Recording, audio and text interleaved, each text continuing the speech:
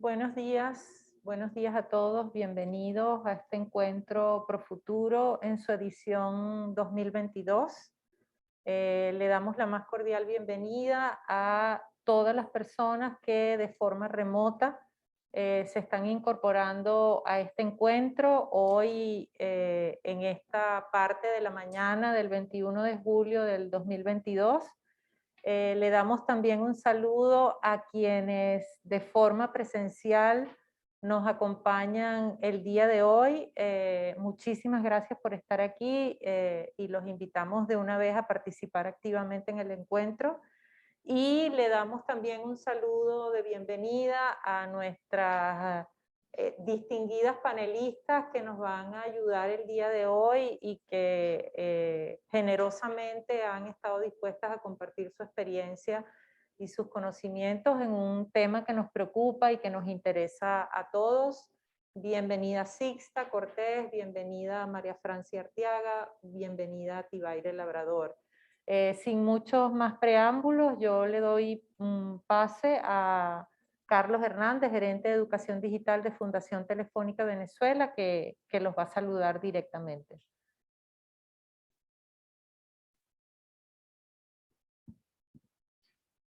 Buenos días a todos.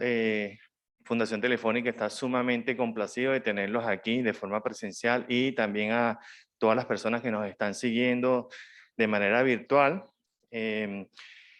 En este encuentro de innovación educativa 2022, ya es un encuentro que ya tiene tradición y que obedece al lineamiento de Fundación Telefónica de trabajar por una educación de calidad.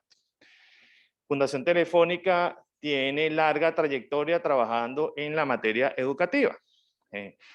Iniciamos con un programa llamado ProNiño, que a través de la escolarización buscaba disminuir el trabajo infantil. Luego creamos la Jaula Fundación Telefónica, que era un espacio para que las comunidades vulnerables tuvieran contacto con la tecnología. Avanzamos en formar a los estudiantes, a los docentes en las habilidades y competencias del siglo XXI y, por supuesto, implementamos metodologías tan innovadoras como Diseña el Cambio, Design for Change. Nosotros fuimos abanderados de esa metodología aquí en Venezuela y la llevamos a muchas instituciones educativas. En materia de formación docente, teníamos lo que era la ruta de TIC y la ruta de innovación. Todos estos programas fueron como el semillero, el preámbulo de lo que es hoy Profuturo. Profuturo es un programa global de Fundación Telefónica y Fundación La Caixa que apunta a disminuir la brecha educativa, llevando una educación de calidad apalancada en las tecnologías de información y comunicación. Profuturo ve el hecho escolar como todo un ecosistema, está enfocado en el docente, en el estudiante, en la institución educativa. Actualmente Profuturo está presente en 40 países, atiende a 23 millones de niños y a más de 1 millón de docentes a nivel mundial. Acá en Venezuela, bueno, tenemos grandes hitos como que durante la pandemia nosotros logramos formar 9.000 docentes en herramientas digitales.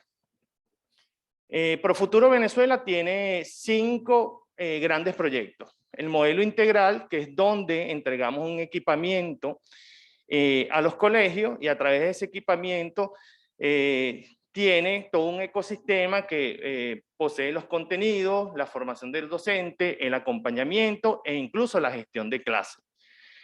Tenemos el modelo de formación autoestudio, que son los famosos cursos que estamos publicando en nuestro Instagram, donde el docente, de acuerdo a su interés, toma el curso, se apropia de ese conocimiento y al final lo que queremos es que se aplique, que él no solo se quede con el conocimiento, sino que lo aplique.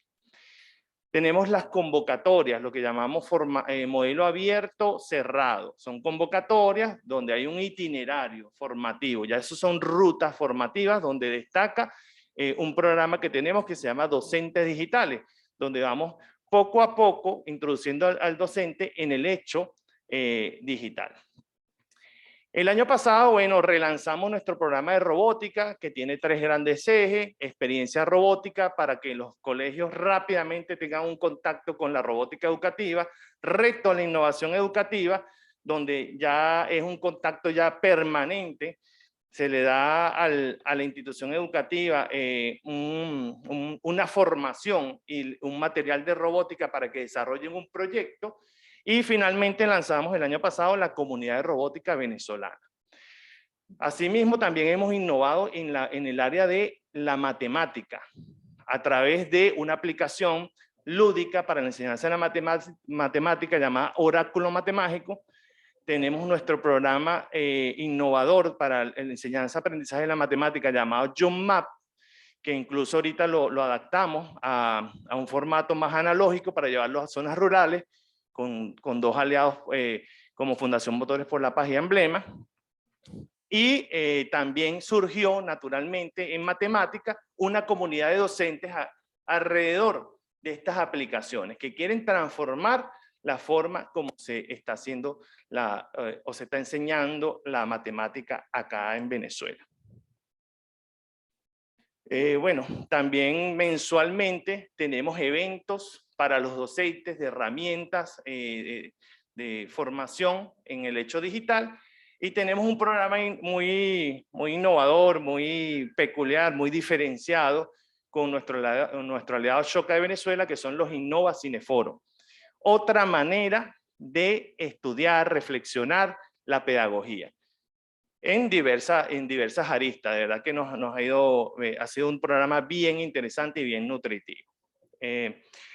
Bueno, hoy no estamos acá agrupados para reflexionar sobre la innovación educativa, una innovación que la pandemia nos hizo catalizar, pero que tenemos que conservar esas transformaciones, esos cambios que hicimos, pero ahora con el reto de volver a la presencialidad y el reto de seguir fomentando otras áreas que las escuelas apuntalan en nuestros estudiantes, como la parte de sociabilización, la parte de relacionamiento, que muchos docentes nos han dicho que se ha visto afectada por el tema o por el hecho pandemia. No enfocarnos solo en los contenidos, sino en todo lo que rodea a este estudiante para hacerlo más integral, para hacerlo más acorde con el siglo XXI y por supuesto siempre apalancado en la era actual, que es la era tecnológica. Me despido para que ustedes inicien esta reflexión. De verdad que muchas gracias a cada una de ustedes por haber aceptado este rol que van a tener de guiar este encuentro. Y por supuesto a los aliados, estamos en modalidad híbrida, tenemos aliados acá presentes en la megasala digital de forma física, y a los que nos siguen a través de las redes sociales. Me despido con 2 grandes reflexiones. Una dice así: la mente que se abre a una nueva idea nunca volverá a su tamaño original. Eso lo dijo Albert Einstein. Entonces, poseer nuevas ideas, aplicarlas, siempre va a ser crecimiento.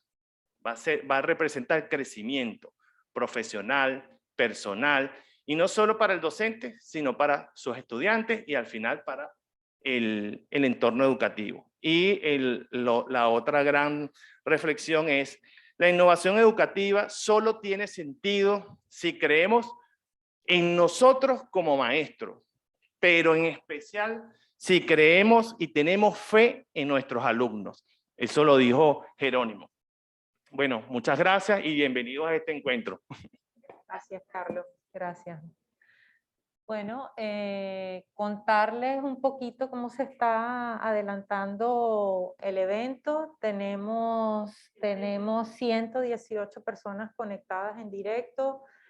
Cuando veíamos la lista de personas registradas, había prácticamente representantes de todos los estados del país y algunas personas de fuera de nuestras fronteras que estaban interesadas en participar en el encuentro. Ya probablemente nos irán dejando sus saludos en el chat y se los iremos compartiendo igualmente.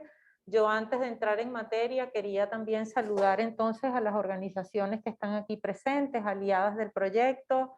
bienvenido el equipo de ACEIN, bienvenido los representantes de la Gobernación de Miranda, bienvenido Proinfa, bienvenido Ashoka y Escuelas Transformadoras, bienvenido Andiep, y muchísimas gracias a todo el equipo técnico, tanto de Salas Digitales Movistar, que son los anfitriones el día de hoy, como el equipo de Fundación Oportunitas, que yo coordino y que somos aliados del proyecto un poco para asistir al despliegue de todo lo que es Profuturo a nivel nacional. Carlos introducía el tema de la innovación y hacía el planteamiento de, bueno, de por qué la innovación educativa, por qué centrar este evento en la innovación educativa, un poco mirando los retos y las estrategias asociadas a la innovación educativa. Y lo conversábamos antes de cuando estábamos diseñando los contenidos del evento, y un poco durante la pandemia, nuestro 100% de la energía se dirigió a atender la emergencia, a atender nuestra capacidad de respuesta, a adaptarnos a esa nueva realidad para poder continuar la trayectoria educativa que todos como organizaciones y profesionales traíamos. Se nos olvidó seguir hablando de la innovación, pero tal vez en ese momento, a pesar de que no se hacía la reflexión, estábamos permanentemente innovando porque permanentemente estábamos creando soluciones para enfrentar esa realidad. Entonces yo siento que este es como el momento adecuado para retomar esa reflexión, darnos cuenta de lo que aprendimos, un poco lo que decía Carlos, no dejar atrás, consolidar esos aprendizajes e integrarlos de manera efectiva a lo que hacemos como educadores. El evento, este encuentro, arrancó el lunes pasado y arrancó de una manera para nosotros muy importante, que fue lanzando una consulta a quienes se habían registrado en el evento. Y la consulta era una pregunta abierta donde les decíamos, bueno, ¿cómo hacen ustedes para acelerar el proceso de innovación educativa en su escuela? Y fue bien interesante y se los quiero como compartir a todos como abreboca, porque sentimos que salieron como respuestas en distintas dimensiones, ¿no? Una dimensión fundamentalmente formativa, hay una preocupación muy importante por aprender, por formar, por desarrollar capacidades y competencias. Algunos de los participantes sugerían la formación en temas de tecnologías inmersivas como la realidad aumentada, la realidad virtual. Algunas de las intervenciones y de los aportes de los participantes tenían que ver con el tema de la permanencia de los procesos formativos, la progresividad de los procesos formativos, la necesidad de que el docente reciba acompañamiento y apoyo permanente en su profesionalización, todos los temas de motivación en esa dimensión también formativa surgieron, y también se tocó un aspecto muy interesante sobre la creación de la ciudadanía digital, ¿no?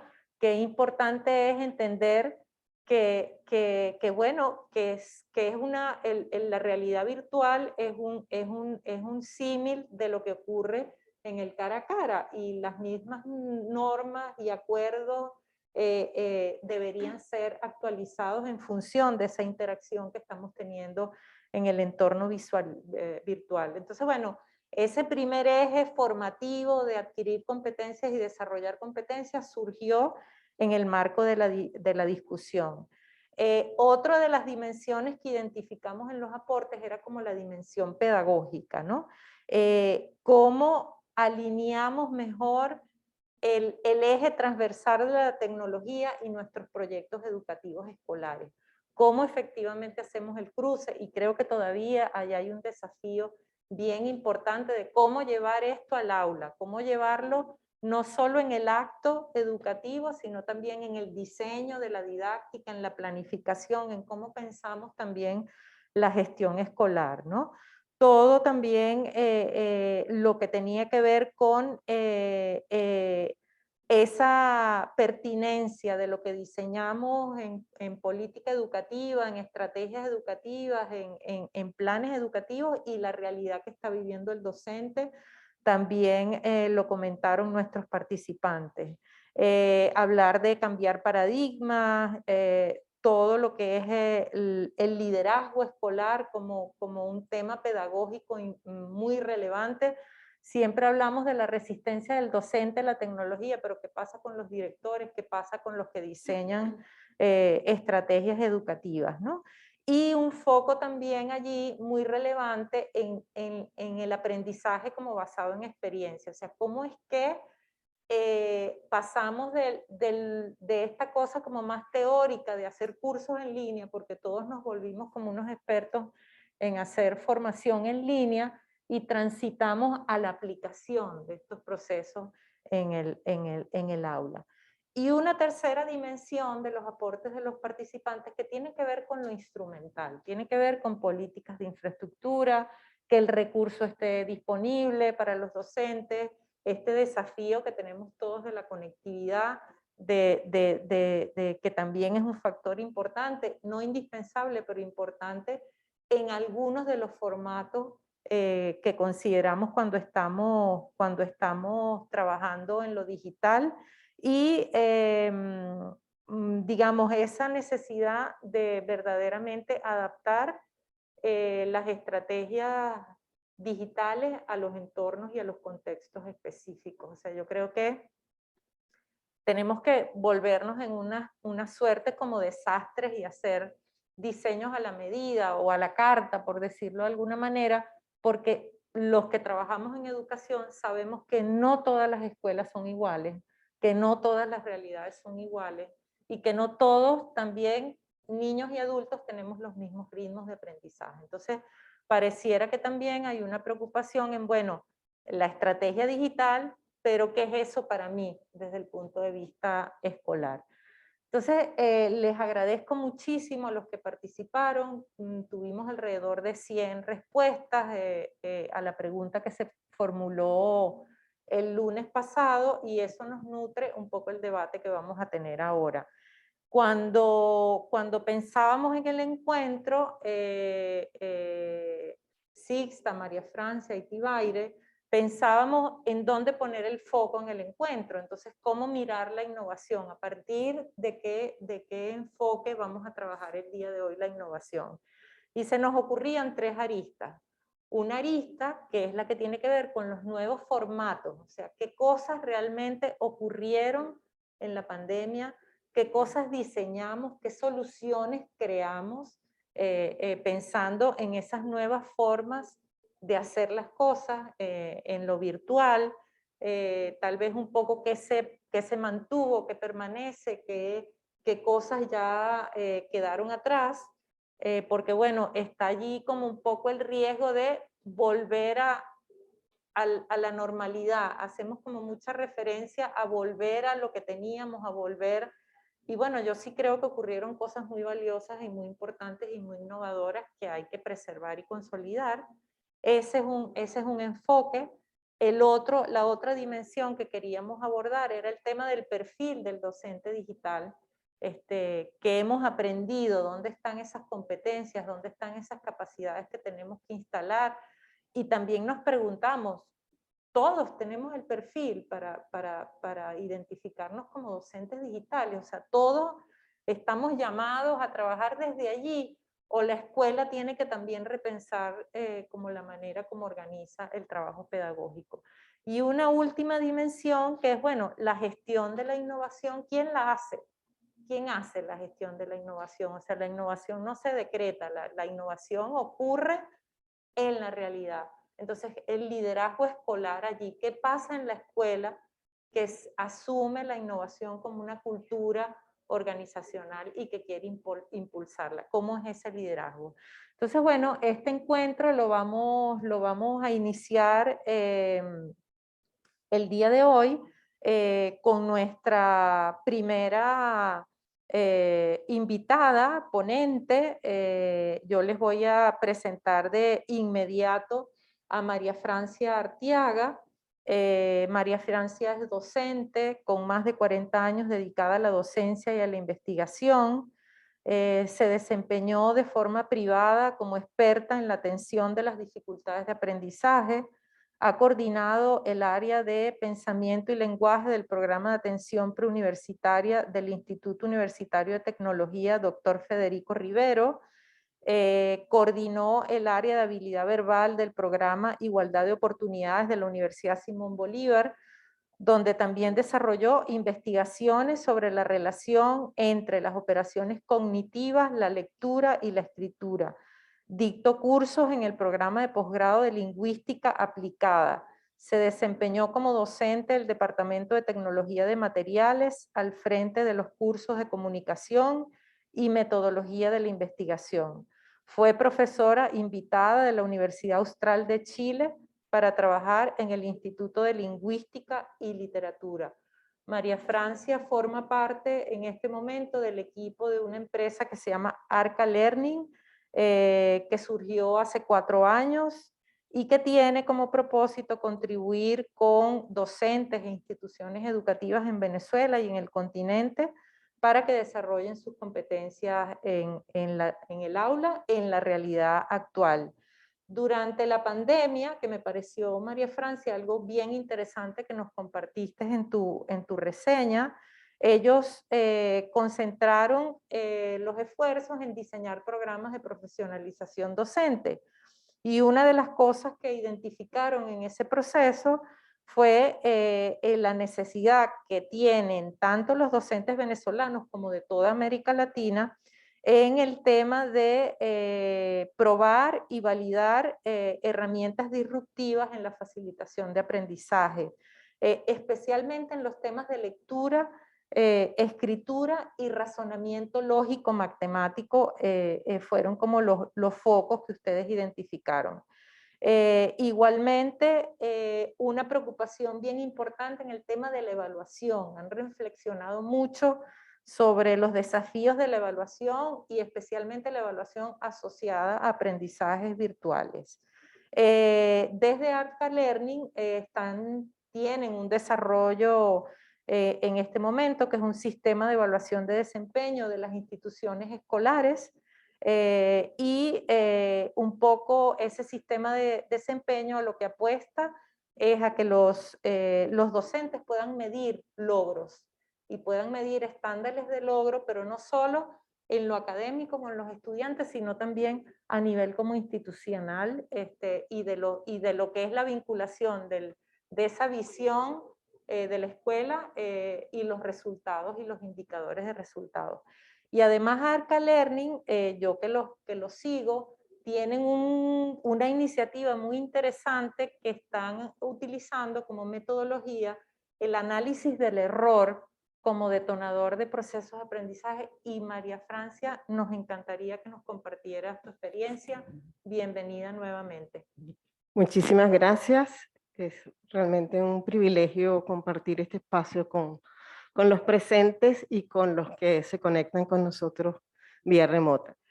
Sí, efectivamente, la pandemia, lejos de haber sido, o mejor dicho, además de haber sido un drama humano que posiblemente seguimos padeciendo, también se convirtió en el caso de Arca Learning y posiblemente en el caso de muchísimas personas dedicadas a esto, en una gran oportunidad de hacer descubrimientos sobre cuáles eran los verdaderos requerimientos de la escuela. Y cuando hablo de la escuela no hablo solo en términos de institución, sino de seres humanos que conviven en esos espacios y que permanentemente afrontan desafíos. Por supuesto que una vez advenida la pandemia, todos nos aprestamos a facilitar experiencias que permitieran que los docentes muy rápidamente adquirieran las herramientas que les permitiesen trabajar de modo digital. Esa fue nuestra primera respuesta para que hubiese una solución inmediata a la mano de los docentes. Sin embargo, en ese contexto, en el marco de esas experiencias directas con los docentes, descubrimos, como tú mencionabas hace un momento, unos grandes, hay que decirlo con nombre y apellido, unas grandes debilidades. Y esas debilidades tenían que ver con el uso, digamos, o el aprovechamiento de la lectura, la escritura y el cálculo como herramientas de desarrollo personal y de desarrollo cognitivo y emocional de los estudiantes. Nuestros docentes carecían de una visión que les permitiese ver que eso, lejos de ser simple y llanamente un contenido, son herramientas vitales.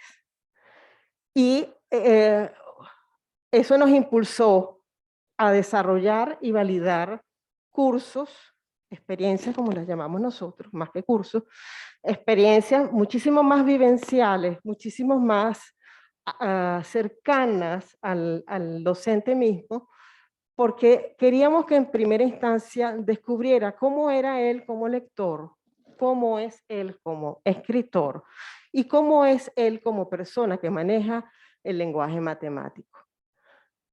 Cuando nos metimos en ese terreno, nos dimos cuenta de que el docente ve eso como elementos programáticos. No siente que eso le atañe. ¿Y cuál es el problema que se puede generar o que se ha generado tradicionalmente de eso? Que no es utilizada la propia experiencia, la propia capacidad, que ni siquiera ha sido descubierta por el docente, para llevar sus propios protocolos como lector a la experiencia de aula, su propio protocolo como escritor o como persona que maneja el lenguaje matemático. Eso nos ha abierto unas puertas maravillosas porque los docentes sienten, primero que nada, que están siendo acompañados por el trabajo que nosotros hacemos. Porque es difícil darse cuenta cuando se tienen 25 años, por ejemplo, de ejercicio profesional, que no sé cómo soy como lector, que ni siquiera conozco mis hábitos de lectura. Eso es si lo vemos en su corazón, es decididamente un drama. Entonces, ese drama para nosotros fue el gran disparador, el gran detonante que nos llevó a ese aspecto que tú mencionas también, que tiene que ver con el análisis del error. ¿Qué ha hecho nuestro docente tradicionalmente? Nuestro docente ha considerado, y nosotros también como docentes lo hemos hecho muchísimo, que el error es simple y llanamente una discrepancia entre lo que tú sabes hacer y lo que se espera que hagas. No es visto como un proceso, como indicador de un proceso que tiene que, de algún modo, impulsarnos a detenernos, a describir el proceso y saber desde dónde enganchamos a cada estudiante para que pueda avanzar en sus aprendizajes desde el conocimiento de su propia realidad procesal. Ese es el concepto que nosotros tenemos del análisis del error. Ahora bien, cuando tomamos distancia de esos acontecimientos, digamos, del quehacer de Arca, y nos sentamos a evaluar y a reflexionar, nos damos cuenta de que ciertamente estamos imbuidos en el mundo de lo digital. Sin embargo, no ha habido el tiempo para hacer una reconceptualización de la educación, una reconceptualización de la relación del docente consigo mismo como profesional y con el estudiante, y con la institución, y con la familia. Es por ello, entonces, que nosotros pensamos que si bien con una mano hay que trabajar los elementos digitales, los recursos digitales, llegó el momento de trabajar lo que corresponde a la concepción renovada de la educación.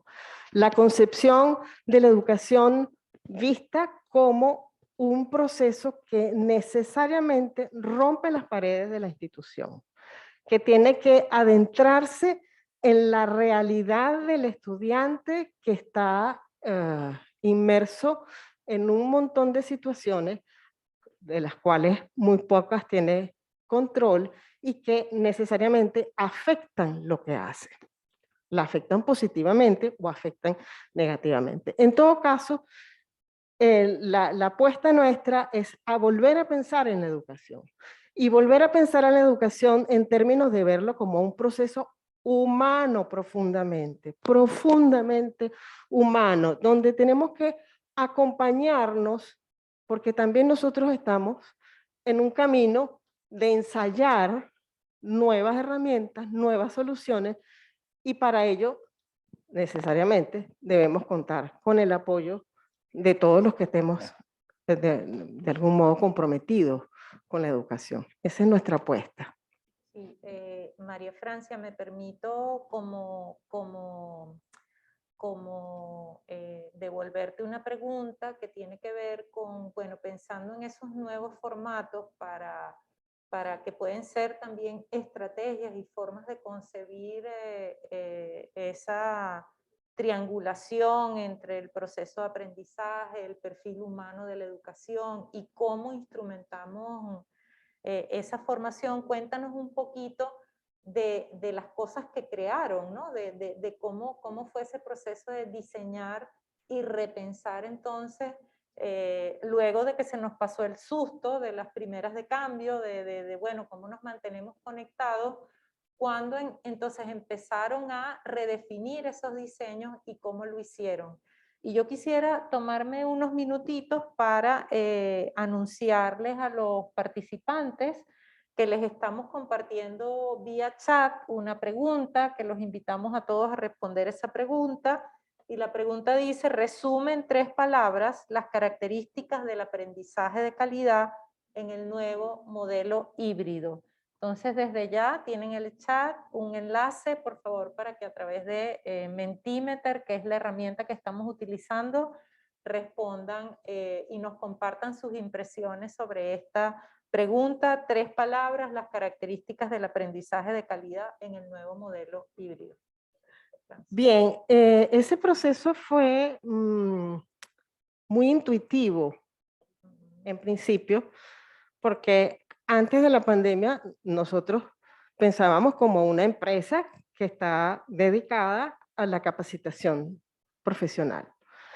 Sin embargo, viviendo la realidad directamente con los docentes que nos buscaron durante año y medio más o menos, nos pudimos dar cuenta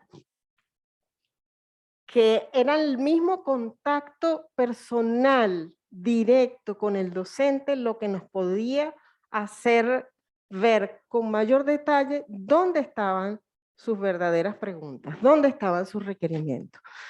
Entonces, recogimos de alguna manera todo cuanto el docente nos iba diciendo, pero al mismo tiempo eso era motivo de muchísimas reflexiones, de muchísimas preguntas y de plantearnos los cursos o las experiencias formativas de un modo radicalmente distinto, siempre buscando que fuese el docente quien pudiese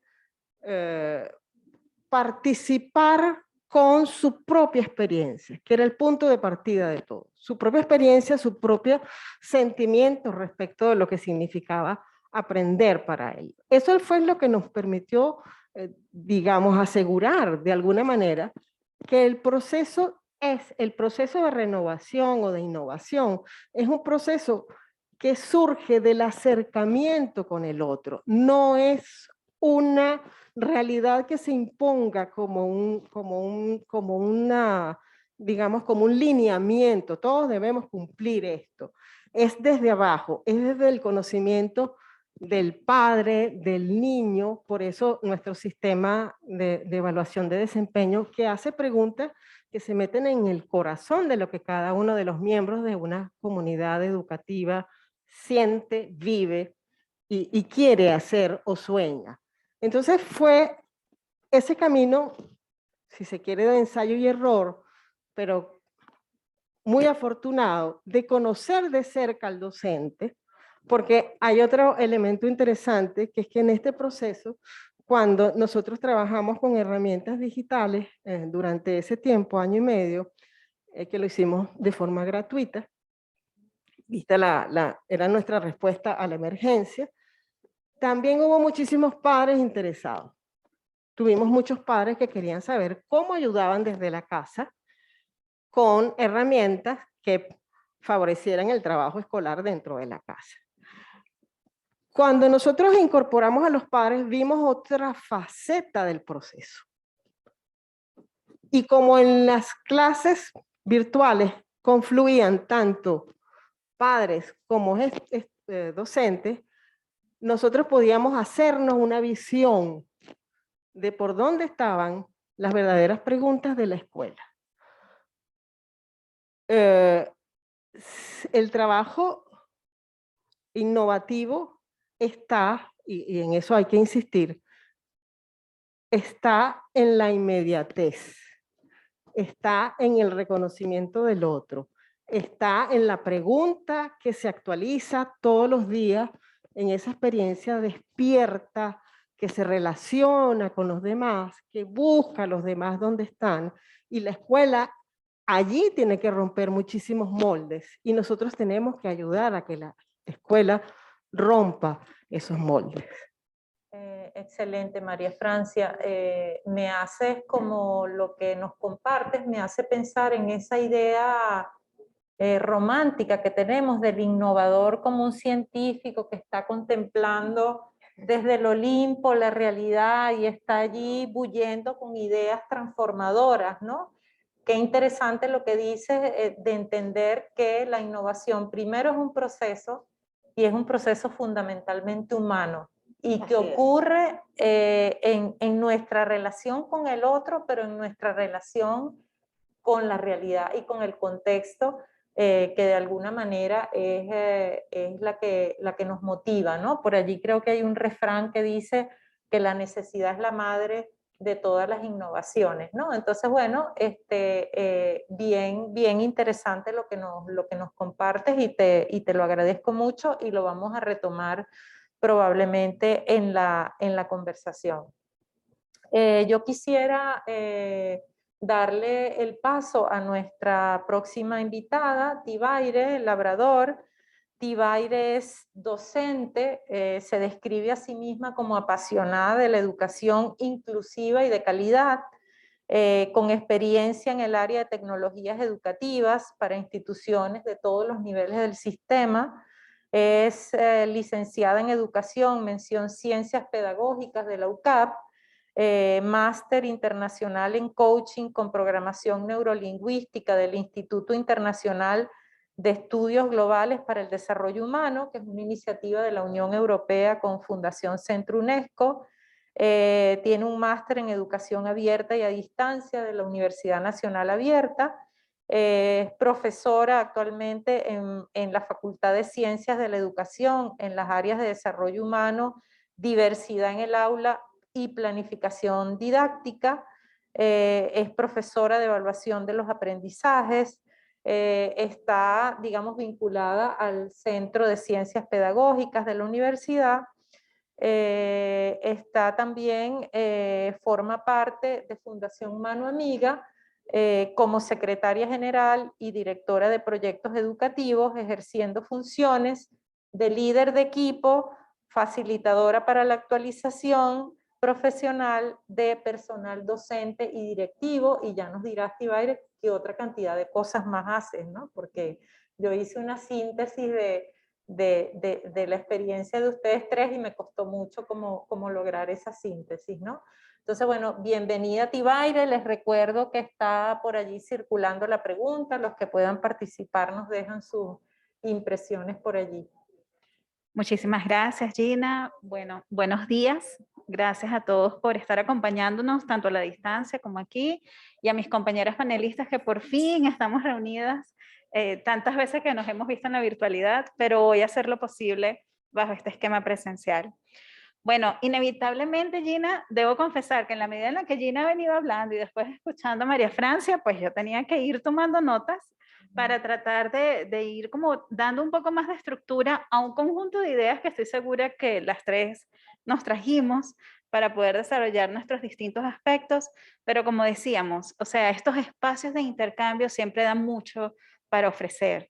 Entonces, sí me gustaría comenzar más bien por compartir un poco algunas de esas impresiones que ustedes mismos nos dejaron a través de la encuesta, ¿no?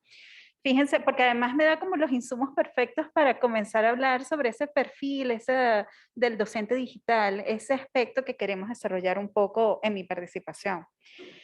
Hacían mención al inicio, antes de la encuesta, a ese proceso del relacionamiento en lo presencial, ¿no? Y eso hizo, entre muchas otras cosas de las que hemos venido conversando, que recordara lo que ocurrió en pandemia y cómo vivimos cada uno desde nuestros distintos espacios. Tuvimos la oportunidad de vivir ese acompañamiento a los equipos docentes. Como muy bien mencionabas hace rato, Gina, tengo la fortuna, porque no es otra, sino una gran dicha, de ser un corazón inquieto que va por allí aportando en distintos espacios. Entonces, una cosa es el trabajo que desarrollamos desde la Universidad Monte Ávila en la Facultad de Educación, otra, todo el trabajo que es muchísimo, es muy amplio y ha dado unos frutos maravillosos en educación inclusiva desde el Centro de Estudios para la Discapacidad. Otro, lo que hacemos en la Facultad de Educación de la UCAP, y además desde mi fundación, que es la Fundación Mano Amiga, que llevamos rumbo a los 20 años trabajando en programas sociales y programas educativos.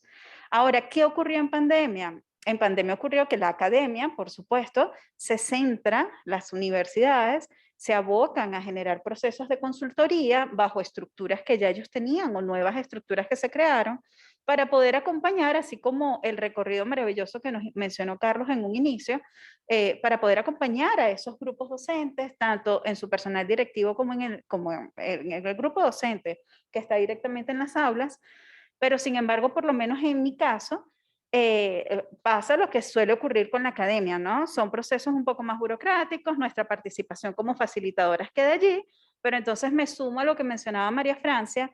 Yo quería ir más allá porque estoy acostumbrada desde la fundación con los programas sociales y educativos a irme directo al grano. Entonces eso de quedarme solo con el acompañamiento y las consultorías de la academia no me encantaba cuando había una necesidad tan manifiesta de poder darle continuidad a todo el proceso educativo.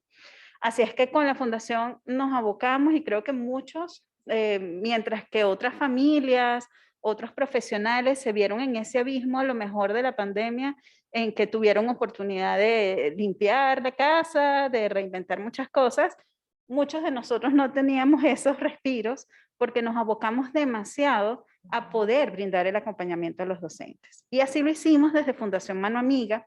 Nos dedicamos a ese proceso de acompañamiento y de vivirlo no desde la formación técnica, que es lo que principalmente se estaba dando. Se estaba dando una formación en desarrollo de competencias muy técnicas para poder adquirir el conocimiento de algunas herramientas, estrategias, plataformas que les permitieran dar la continuidad.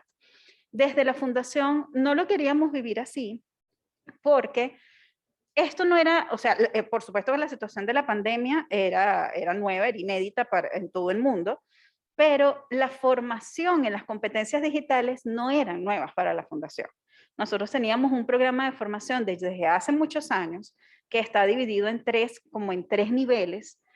Hablamos de alfabetización digital, es como el curso básico, luego un nivel intermedio que habla precisamente sobre las competencias digitales del docente, para luego quedar en un curso avanzado donde nos dirigimos hacia la transformación digital de la práctica escolar.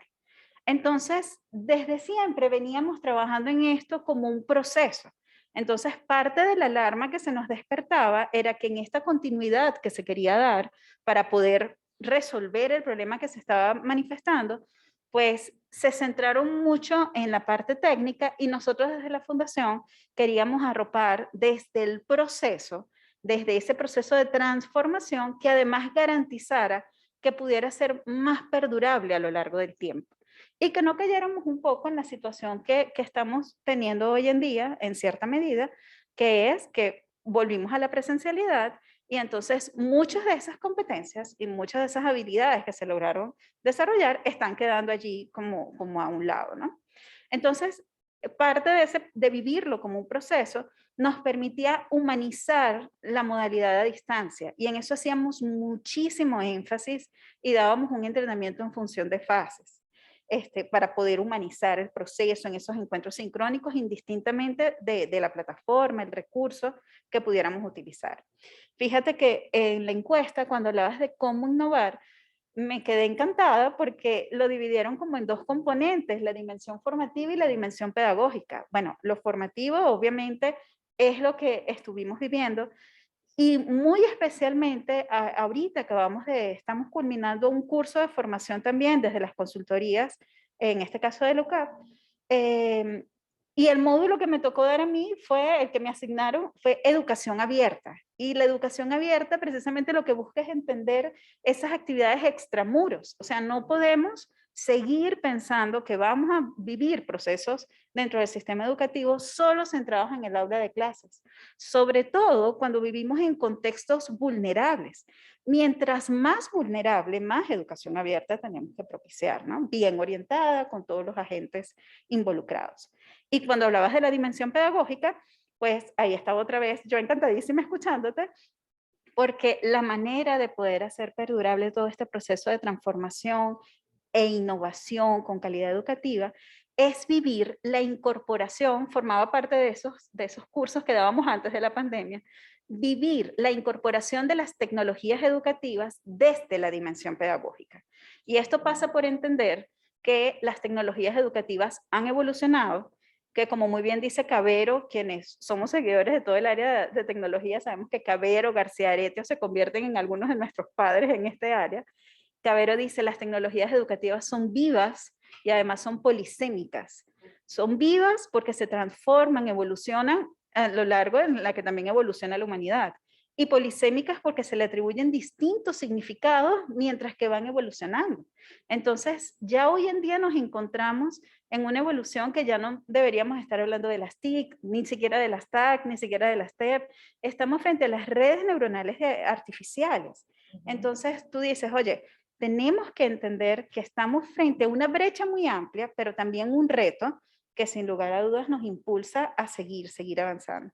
Y ya para cerrar esta parte con la dimensión pedagógica, pues el hecho de, ustedes mencionaban, ya hay una realidad distinta en las aulas, más allá que una realidad distinta es que se pudo visibilizar lo que ya estaba presente en las aulas. Entonces ahora se identificó, visibilizamos no solamente la diversidad del aula, sino también las necesidades de los docentes y del personal directivo y cómo hay una serie de barreras para el aprendizaje y la participación que tenemos que superar. Entonces, bueno, eso así como algunas líneas generales de todo lo que fui comentando por ahora. Gracias, Tibaire. Interesante todo lo que nos comparte, especialmente porque, y creo que es una discusión que hemos tenido antes en otros espacios, o sea, las tecnologías en el ámbito educativo al menos requieren una muy clara definición del perfil pedagógico de quien las usa, ¿no? Como quién es al abordarlas, cuál es su objetivo al acercarse a ellas e incorporarlas al proceso de enseñanza y aprendizaje. No es necesario para que ocurra el acto pedagógico, la tecnología, pero cuando lo haces, ¿cuál es tu nivel de apropiación y cuál es el enfoque que le estás dando al uso de ese recurso? Y creo que pensar en la innovación desde allí me parece que es lo correcto, ¿no? Porque es realmente utilizar la tecnología como un recurso potenciador y no como una traba, que es lo que suele ocurrir muchísimas veces, ¿no? O sea, como miramos el proceso tecnológico desde las limitaciones, pero no nos ubicamos primero desde dónde la queremos trabajar y cuál es el impacto que queremos desarrollar allí. Yo te preguntaría y te devolvería así muy rápidamente, en términos como de ese docente digital, ¿cuál es el llamado? Y yo creo que yo lo mencionaba en la introducción, o sea, somos todos, tenemos que ser todos súper digitales, o sea, ¿cómo es la historia, no? Porque bueno, tuvimos muchos aprendizajes en ese proceso de la virtualidad, se cayeron todos los parámetros de disciplina y verticalidad, por ejemplo, gerentes que estaban dirigiendo su compañía desde la sala de su casa con los muchachitos pasando por detrás, etcétera, etcétera, que nos cansamos de ver esos videos. Entonces, bueno, la reinterpretación de la autoridad en ese contexto íntimo del líder cambió completamente en esos escenarios organizativos, ¿no? Entonces, si Tibaire tuviera que decir, bueno, yo tengo que apostar en un docente digital, ¿cuáles serían como los grandes rasgos de ese docente digital, ¿no? Me gusta mucho la pregunta y además porque primero me gustaría mencionar que tenemos que partir por el respeto a la diversidad también dentro del perfil de nuestros docentes. Así como nosotros tenemos una diversidad en el aula y debemos abocarnos a trabajar en función de esas diferencias individuales y de esas diferencias además de condiciones que pueden estar allí presentes, tampoco podemos negar que en las instituciones educativas hay diferentes perfiles del docente. Y que la idea no es navegar en contra a las competencias, las habilidades y las principales destrezas, y además incluso características de personalidad. Entonces, con eso nos encontramos mucho durante la formación en el tiempo de pandemia. Y profesores que me llamaban después llorando y me decían, yo no puedo con esto se me hace muy difícil. Entonces, es vivir ese proceso de acompañamiento real. Yo sí pienso que en medio de ese respeto, todos los docentes deben entender que tenemos que cambiar paradigmas y ser innovadores. Pero como muy bien hemos mencionado, la innovación no necesariamente la tenemos que generar solo con el recurso digital. Entonces, mi enfoque sería, en todo caso, insistir en la innovación educativa, en el cambio de paradigma desde estos principios de educación abierta y tecnologías educativas, que las tecnologías educativas no solo son recursos digitales, en eso sí tenemos que abocarnos muchísimo y aprovechar el grupo de los docentes que si quieren sumarse a esta era de tecnologías más digitales para entonces potenciar. A nivel de liderazgo directivo, sí allí yo haría un énfasis mucho mayor porque si bien en el respeto de los perfiles docentes, yo tengo que aprender a trabajar todos con tecnología educativa, a lo mejor no digital, el personal directivo sí considero que tiene que estar a la vanguardia de lo que se espera en las competencias para el hoy y para el futuro. Entonces, sí liderizar y gestionar procesos donde la innovación en el colegio, en las instituciones, se haga tanto con recursos tangibles, recursos físicos, empleando principios de educación abierta, como buscando las alianzas necesarias para incorporar el componente tecnológico o digital dentro del aula. Y además crear departamentos dentro de o unidades dentro de las instituciones educativas que brinden ese acompañamiento. Porque, ¿qué ocurrió también durante el proceso de pandemia? Eran como procesos muy masificados de formación, otra vez al proceso técnico, pero no había un acompañamiento. Entonces los profesores, ok, recibían un adiestramiento en una plataforma una semana, en la otra plataforma la otra semana, pero en el momento de las dudas, en el momento de las preguntas, en el momento de cómo llevar eso a una transformación, cómo llevar eso a una innovación, porque como muy bien mencionábamos, se estaba dando un proceso de innovación, pero que no era consciente, porque no había un proceso de mentoría, de acompañamiento. Allí yo creo que tenemos que solicitar a esos líderes educativos que realmente entiendan la necesidad de acompañar al docente en la adquisición de ese perfil digital.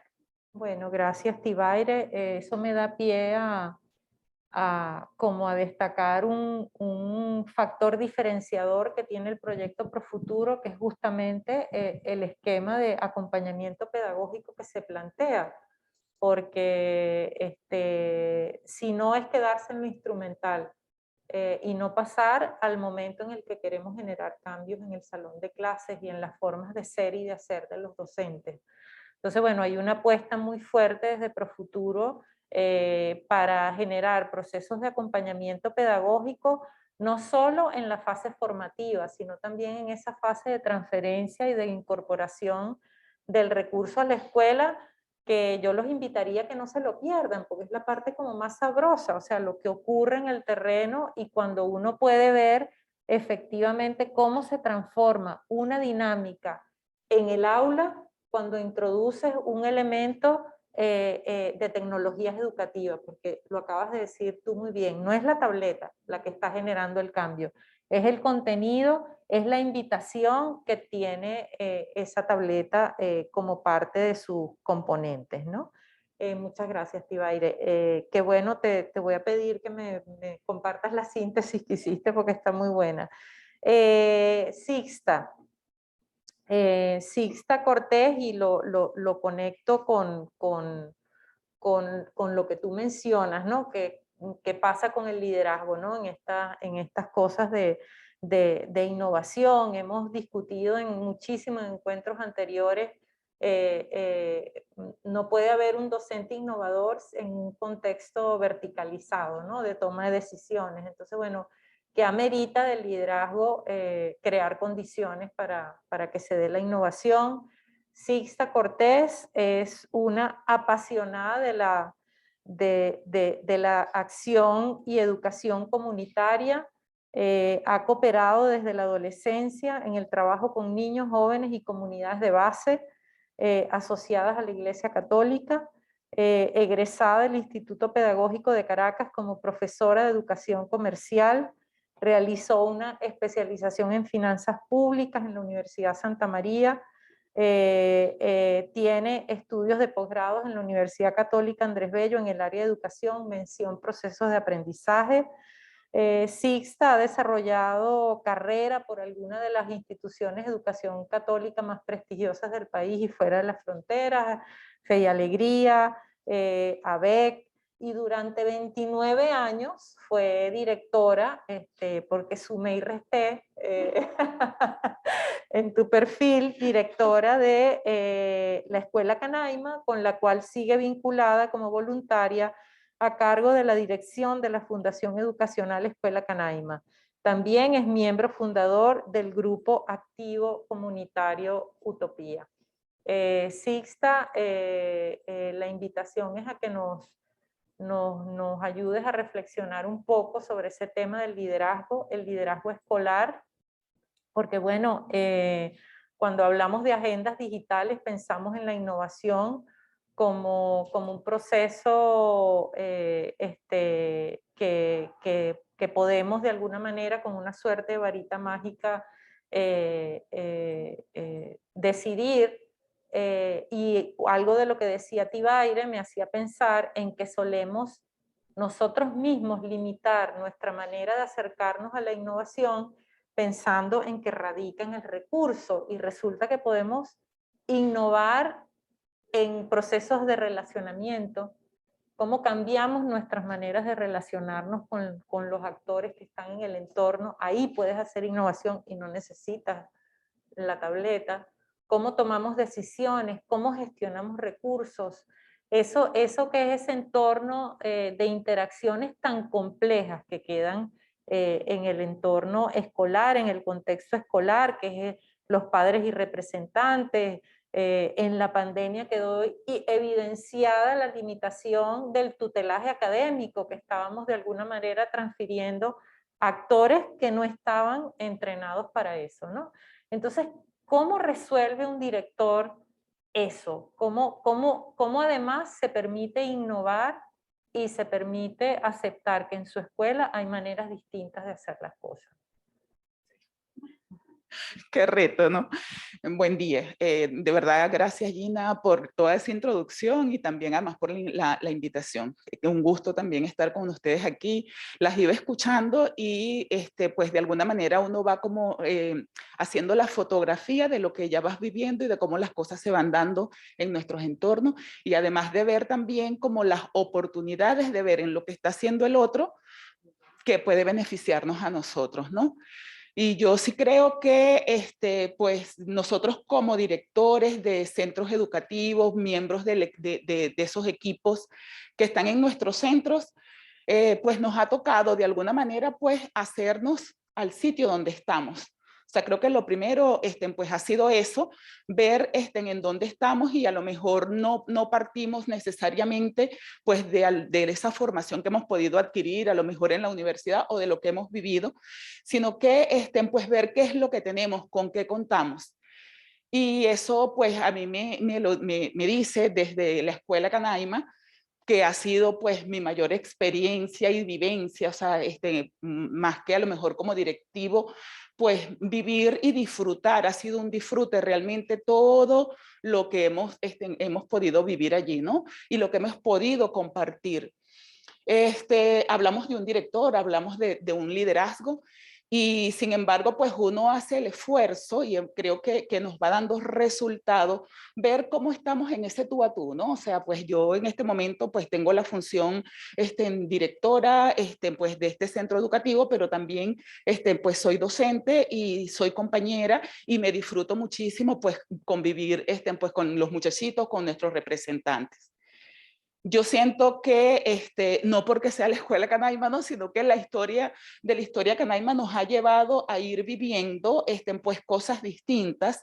Y cuando a mí me hablan de innovación, a veces yo peco de no pensar necesariamente pues en los equipos tecnológicos. A mí me pasa que, o sea, yo pienso pues en esos cambios, en esas formas distintas a veces de hacer las cosas, y pues me imagino que la innovación pues es un eje transversal pues de la gestión educativa. Pues de esa gestión directiva, pues a nosotros nos toca innovar constantemente y no pensando necesariamente pues en la parte a lo mejor digital, que pues que también está allí, pero que nos ha tocado de alguna manera pues implementar, vivir situaciones, hacer cambios dentro de lo que es la historia de la escuela y la comunidad donde está, porque casualmente pues coincide que la Escuela Canaima pues inicia en una comunidad donde también está comenzando, se está comenzando a poblar, ¿no? Entonces pues hemos tenido como que ir haciendo los cambios de acuerdo a las necesidades que se van presentando. Y así justo también pues se iba dando también el hecho educativo. Entonces, nosotros tenemos además muchísimo tiempo también tratando como de formarnos y aprovechar esos recursos que se van dando, que nos han dado, o sea, por las alianzas que se van haciendo. Yo creo que ha sido básico que nosotros podamos conocer el sitio donde estamos, conocer la gente con la que estamos, con qué cuenta. Y pues ya tú lo vienes adelantando también, Tibaire, María Francia, pues no podemos imponer ninguna cuestión que se dé por imposición. O sea, yo puedo ser muy apasionada de algunas cosas, a mí me encantan hacer caminatas y entonces, bueno, tú vas ofreciendo lo que tú tienes. Y yo creo que nosotros, como miembros de un equipo directivo, de un equipo que va de alguna manera liderando desde la escucha, pues nos toca conocer qué valores tiene cada uno y utilizar esos valores que tiene de la gente con las que contamos, pues utilizar esos valores, ponerlos a servicio del otro para que podamos tener realmente buenos resultados. Y para que además las personas que tenemos allí, pues disfruten lo que están haciendo. Yo creo que lo que tú disfrutas, lo haces bien y tienes éxito en eso. Y después, por otro lado, pues por supuesto, cuando tú logras de alguna manera ver que las personas pongan al servicio de los demás, pues esos valores que tiene, pues además hay que reconocerle ese hecho que la gente lo está haciendo bien, que está logrando. Nosotros, por ejemplo, desde la experiencia de la escuela, siempre hemos tratado de apostar a la excelencia. Dentro de lo que es nuestro ámbito, dentro de las oportunidades. O sea, tratar siempre de conseguir para nuestros estudiantes oportunidades, que pudiésemos llegar a que todos tengan la misma oportunidad. O sea, que de pronto nosotros estamos arriba en La Vega, en la parte alta de La Vega, en una comunidad muy, muy deprimida, con unas carencias muy marcadas en todos los sentidos, no solamente en la parte económica, sino de pronto también a nivel de servicios públicos. Entonces, pero hemos tratado que en la medida de lo posible, pues, se pueda potenciar y que se pueda defender la dignidad tanto del estudiante como del docente. Nosotros tenemos docentes que son de nuestras mismas comunidades, la mayoría, y damos gracias a Dios por eso.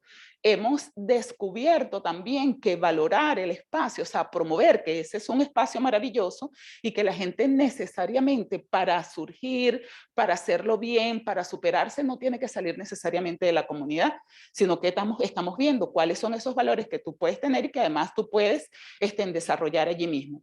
Y tratando de que sea un espacio digno.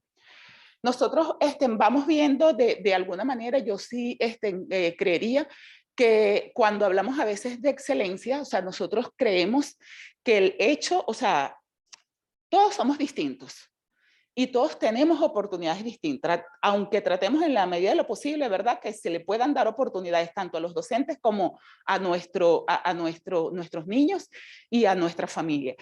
Una cosa que hemos descubierto en todo este tiempo de la pandemia, yo lo comentaba, nosotros tenemos muchos ratos preparándonos para esto, sin saber, claro, no pensando que va a venir una pandemia, pero hemos tratado, ¿verdad? Porque nosotros damos gracias a Dios, porque nosotros hemos recibido, hemos tenido la oportunidad, bueno, de Oportunidad, Telefónica y otras organizaciones que de alguna manera han puesto recursos y atención para capacitarnos, para atender una situación como esta, pero igualito nos sorprende. El miedo que nosotros podemos tener es válido. Ahora, lo que nosotros tenemos como equipos directivos que hacer es ver cómo nosotros podemos acompañar esos procesos para que podamos vencer los miedos. O sea, yo vengo para acá y cuando, o sea, yo le digo sí a Gina, pero yo llego aquí, yo estoy asustada, no crean, o sea, yo ahorita, o sea, siento porque esto es una cosa que me apasiona, que me gusta, que lo disfruto, porque es lo que yo he trabajado toda mi vida, pero igualito yo estoy aquí asustada, igualito nos pasa a todos, les pasa a los maestros. Con estas herramientas, yo lo primero es ver con qué contamos. O sea, ¿qué tenemos? O sea, realmente, fíjate, por ejemplo, nosotros en la escuela nunca tuvimos una clase por Zoom, ni por ninguna de estas plataformas para tener una clase donde el maestro se viera con los estudiantes. Entonces, nosotros estuvimos alejados de nuestros estudiantes plenamente, pudiéramos decir como un mes y medio. Nos acercábamos, no teníamos actividades de clase, pero nosotros teníamos contacto con los estudiantes y allí yo veo un hecho de innovación, porque nosotros lo primero, bueno, vimos, sí, bueno, o sea, el ministerio nos dice esto hay que hacer esto, pero no teníamos esos recursos, entonces nosotros basándonos en nuestra realidad, diseñamos la forma como nosotros teníamos que trabajar. Y eso es agradecer además a un maestro que era capaz de irse caminando desde su casa hasta la escuela y que estuviese dispuesto allí a recibir a los niñitos, fueran los de ellos o no fueran los de él. Entonces, nosotros primero reconocer que tenemos en nuestros centros educativos unos valores inmensos, pero que además tenemos que acompañarlo y que sí tenemos que formarlos, ¿verdad? Y que ir viendo cómo nosotros podemos hacer que estos procesos se puedan hacer de una manera más fácil. Yo creo que nosotros somos los ejemplos, ¿verdad? Porque yo puedo decir, bueno, ya lo decía Tibaire, yo no voy a ser una especialista en todas estas herramientas, ¿verdad? Porque a lo mejor yo voy a ver en la práctica qué es lo que hace falta para que yo pueda desarrollar mi trabajo de una manera excelente. Porque nosotros tenemos que apostar siempre a la excelencia, estemos donde estemos. Estemos en la comunidad de La Vega, estemos aquí en la Castellana, donde estemos, en la medida de los posibles y con los recursos que nosotros sepamos aprovechar del sitio donde esté, pues siempre tenemos que apostar a la excelencia. Y eso se lo pedimos a los maestros también, que sean excelentes en eso y que se atrevan.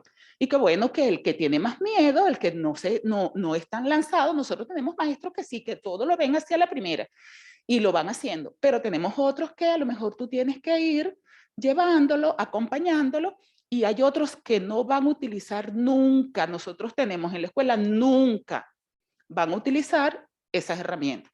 Entonces allí está también, pues nosotros tenemos que saber también, y no es que no las tengamos que saber todas, pero sí, eso, o sea, nos podemos saber que no nos las sabemos.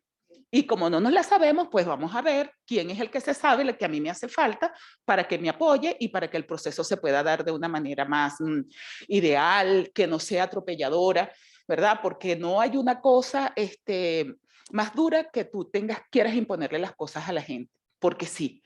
porque bueno, yo soy la primera rebelde. Yo siempre fui rebelde de muchachita y después de maestra también.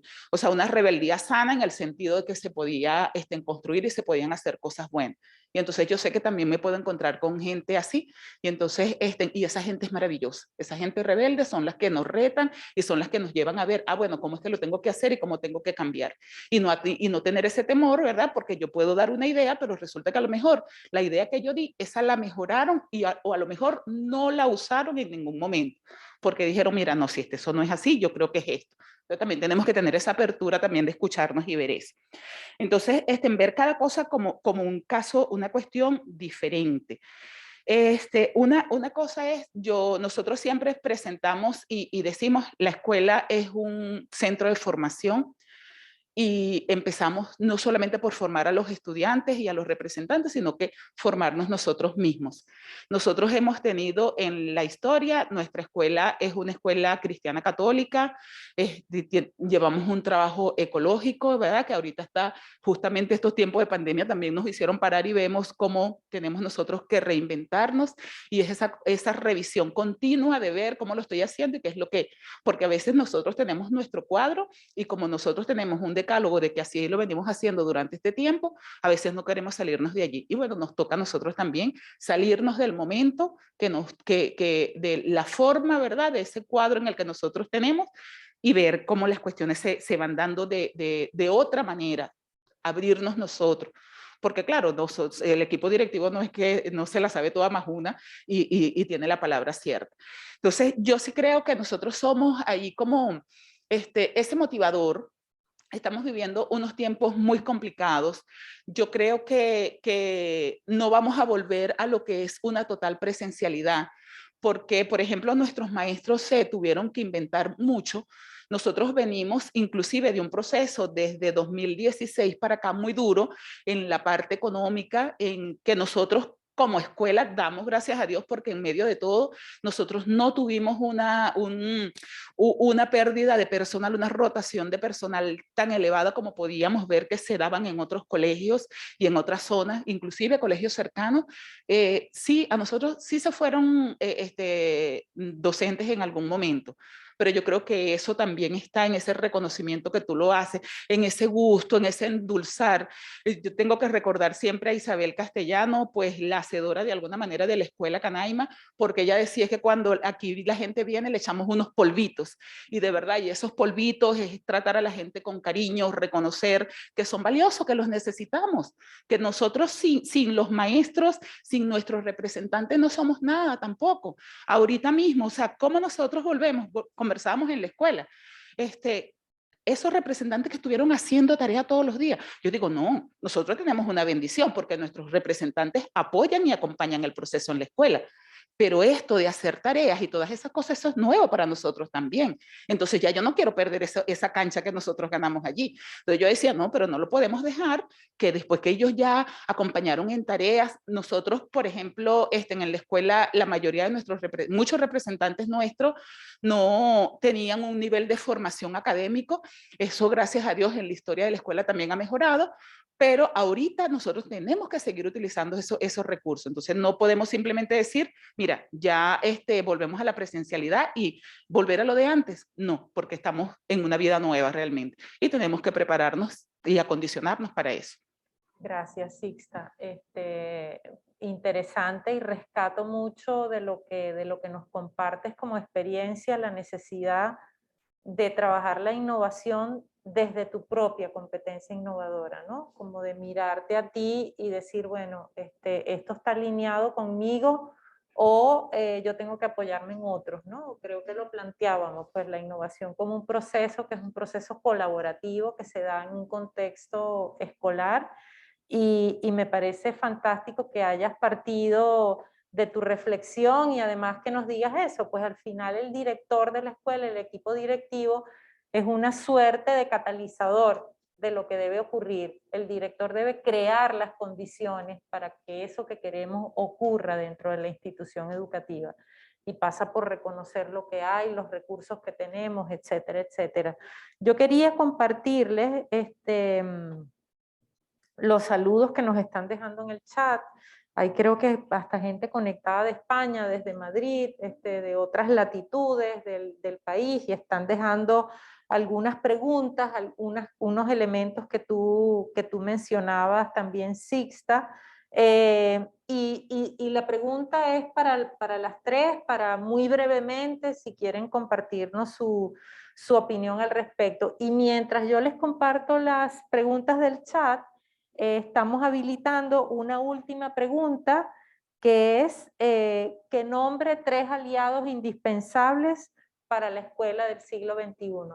¿Quiénes identifican ustedes que son los 3 aliados indispensables para impulsar la escuela del siglo XXI? Los invitamos a todos a participar en la encuesta. Por aquí nos preguntan, de redes educativas PADE, ¿cuál es su sugerencia para trabajar la diversidad en el docente para lograr el manejo de la tecnología dentro de la enseñanza? Otra pregunta que nos hace llegar Elizabeth Jaspe.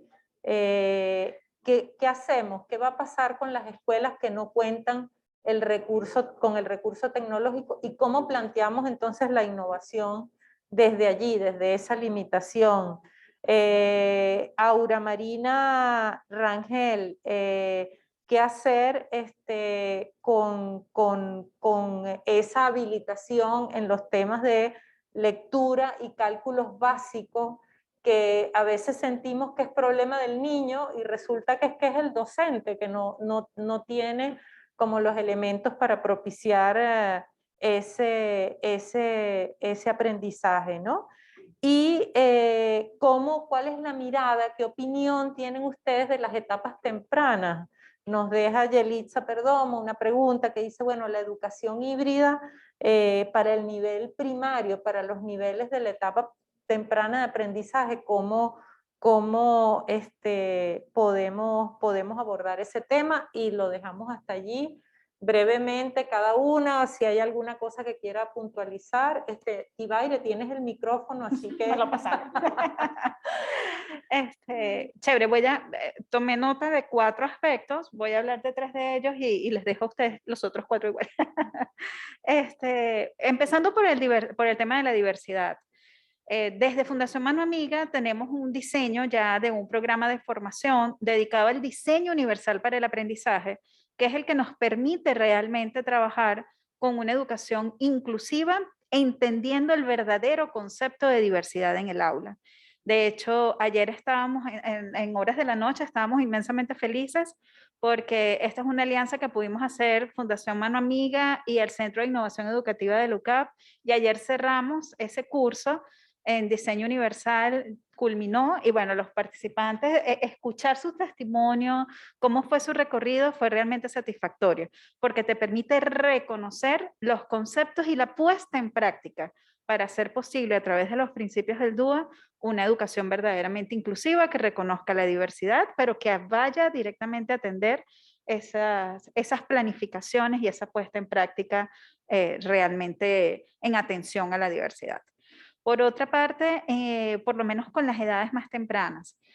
Ese tema a mí me gusta muchísimo, soy profesora de desarrollo humano en la Monte Ávila, entonces parte de las preguntas que nos toca, vamos estudiando, ¿no? Desarrollo físico, desarrollo cognitivo, desarrollo afectivo, y entonces llega un momento en el que es un tema siempre, ¿y qué hacemos con el uso de las tecnologías, sobre todo en los más pequeños, ¿no?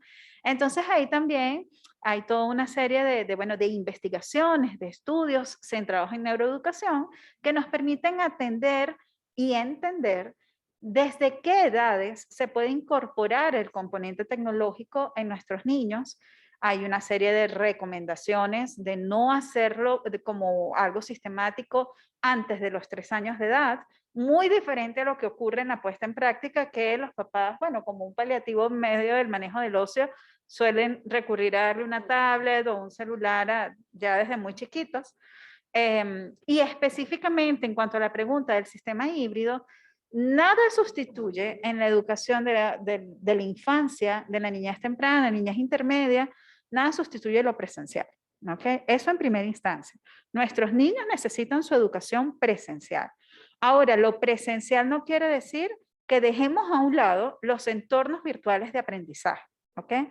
tenemos que potenciar las competencias digitales también en nuestras generaciones más pequeñas, para que cuando ellos se conviertan en esos estudiantes universitarios y en esos profesionales del futuro, no tengan que vivir lo que nos tocó vivir a lo mejor a nosotros de adultos, que fue inmiscuirnos en todo el recurso tecnológico, sino que ellos puedan potenciar sus aprendizajes con los beneficios que les ofrecen las herramientas tecnológicas, pero manteniendo siempre en claro que la educación para los niños, preescolar, primaria, tiene que ser esencialmente presencial, ¿no? A lo mejor ya en bachillerato podemos incorporar un poquito más de ese sistema híbrido, es más apropiado. Y en la segunda pregunta, creo que había un componente en el segundo comentario, porque era diversidad, era el del lenguaje, era el de desarrollo humano y había una... ¿Cómo trabajar la innovación cuando había limitación de ajá. recursos tecnológicos? En ese caso, bueno, nos tocó aprenderlo, porque como muy bien decía Sixta,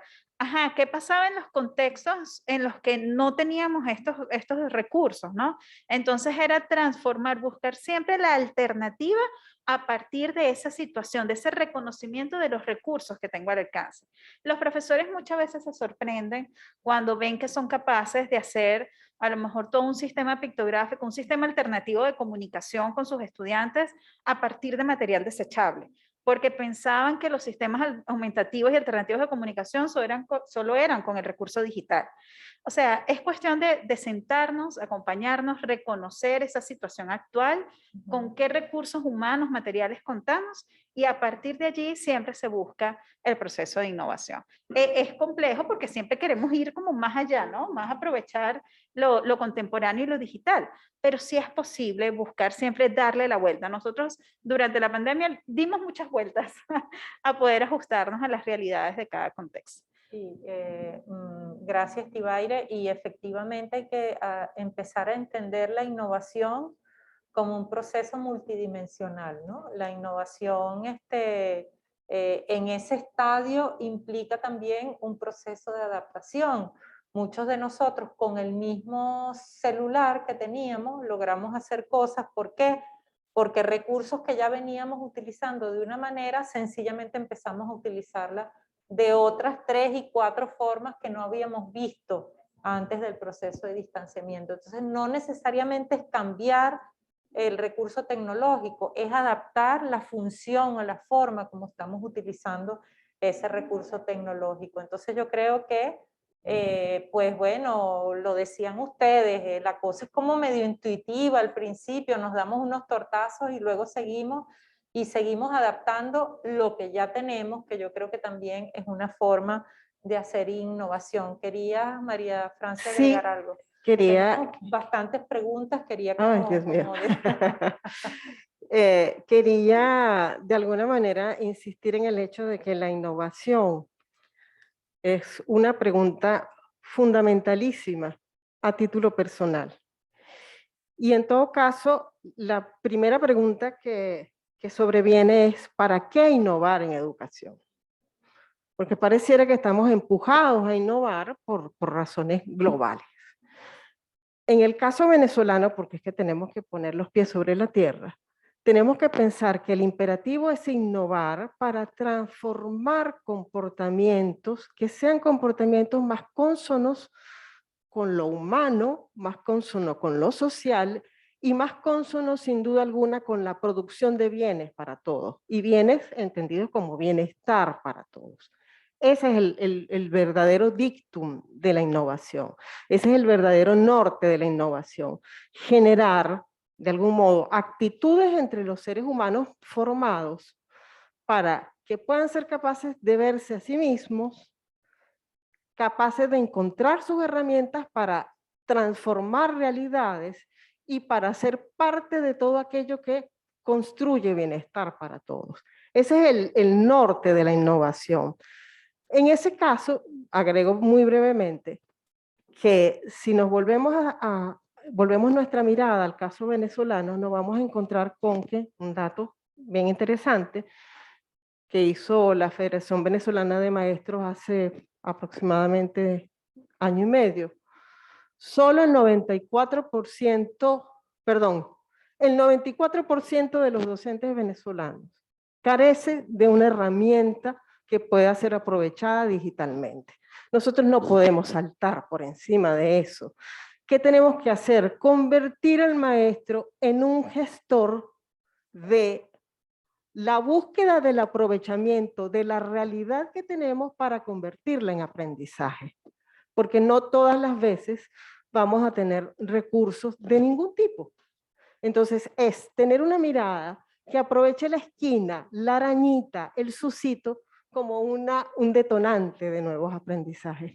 Es allí donde está, según el punto de vista nuestro, el secreto y el impacto de la innovación. Gracias, gracias. Un detallito, ¿no? O sea, como complemento, que importante, por ejemplo, el rol del docente, como observador, el docente observador.